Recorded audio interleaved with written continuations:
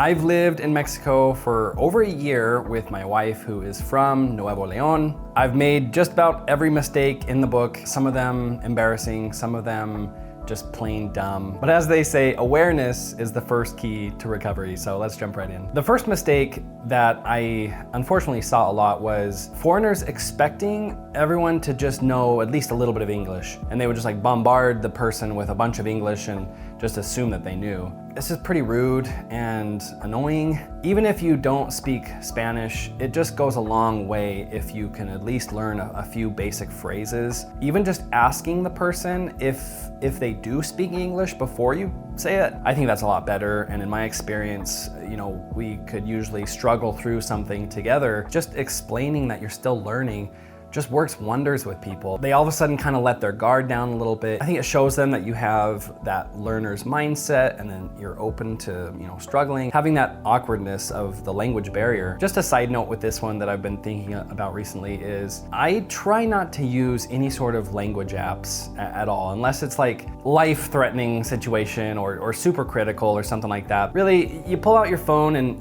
there's a bunch of ways now to instantly translate what they're saying, and I don't know, in my opinion, it just kind of takes away from the little connection that you can make with somebody when you're both kind of struggling to communicate, laughing a little bit together and just trying to figure things out. Maybe you use some sign language in there to try to explain yourself. I think it's a good idea to stay away from those apps and purposely look for those times when you can make a connection with somebody and struggle through the language barrier a little bit. Next, just a friendly reminder from one white guy to anyone watching, it's okay to smile. It's okay to open up and be friendly, giving to those you might not know yet. A little smile, warmth, and kindness is just going to go a long way with how you are perceived in Mexico while you're living there. There's a big stereotype, unfortunately, and sometimes understandably, that us white people can tend to be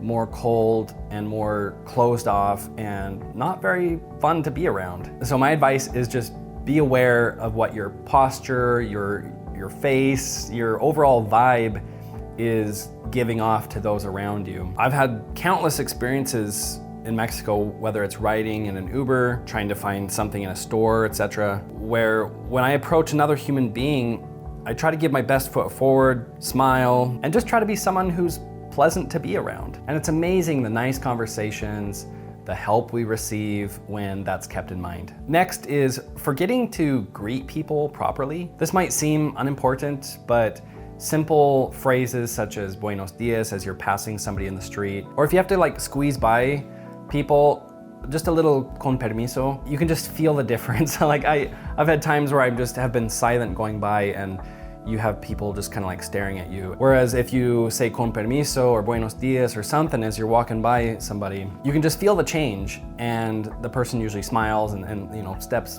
back or whatever it is. It's just one of those simple common sense things that sometimes we can use a reminder on, especially nowadays when, like I said, things are going more digital and closed off, and any sort of chance that we have to be nice, decent human beings towards each other, I think is always a win, and it goes a long way in Mexico. Next, nobody drinks the tap water in Mexico. So please, when you're at a restaurant, you don't need to bother the waiter and say, is it tap water, or make sure it's not tap water, anything like that. I've seen it annoy waiters, and there's just no reason to. If you're trying to ask about the different aguas frescas options they have, then you can just say, ¿Qué aguas tiene?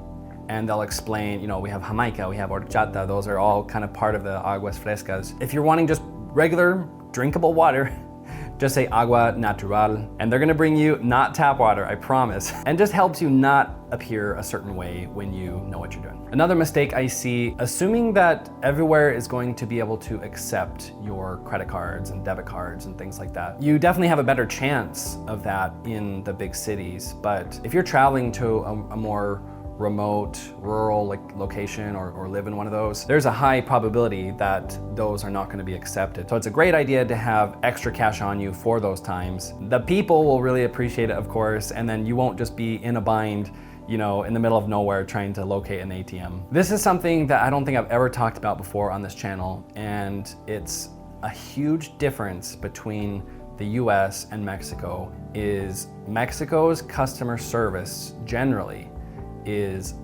horrific. It's so bad. By US standards, right? For whatever reason, our customer service has gotten to a point where there's a certain standard, and we definitely don't meet that standard everywhere, but I think generally speaking, we're trying with our customer service. You're not gonna get that same sort of thing in Mexico. It's kind of 50-50 if a customer service representative even answers the phone to the particular company or business that you're trying to get a hold of. And if they do, in my experience, they've just been a little bit more short and a little bit more annoyed. Their customer service seems to be more relationship based. So you go there, you shake their hand, you start developing a little bit of a relationship, and then they understand more what you're trying to do. So it's just different, and be prepared to embrace a slower relationship style customer service in Mexico. Next, and I'm definitely guilty of this, is not adjusting to the meal times. The meal times can vary widely. You kind of just have to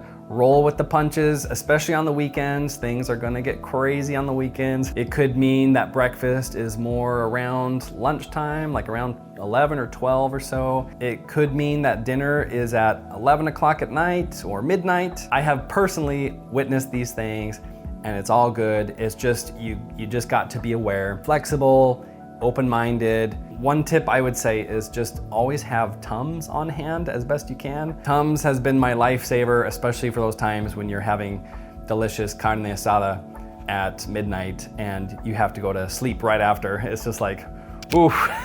It's not for the faint of heart, but it is always fun and just a different culture. Next is not understanding the importance of family get-togethers and parties. There was a couple times where I just didn't feel like going to some of Daisy's family's parties. I heard about it. People were asking if I was okay, if they did something to offend me, and I was just like, no, I just didn't feel like going. I didn't mean to create a problem. And there was probably more of a magnifying glass on me because I was a foreigner living in Mexico, and they just wanted to make sure that I was good, and I really appreciate that and everything. But I've just heard of a lot of family and neighbor stuff. Relationships can be strained and people can be offended so easily if you're not putting that effort in for family and loved ones and their get-togethers. And I love that about Mexico, actually. It's a more the merrier type culture, and they're totally good with you bringing friends, your neighbors, whatever, to the parties. But yeah, if you are the family,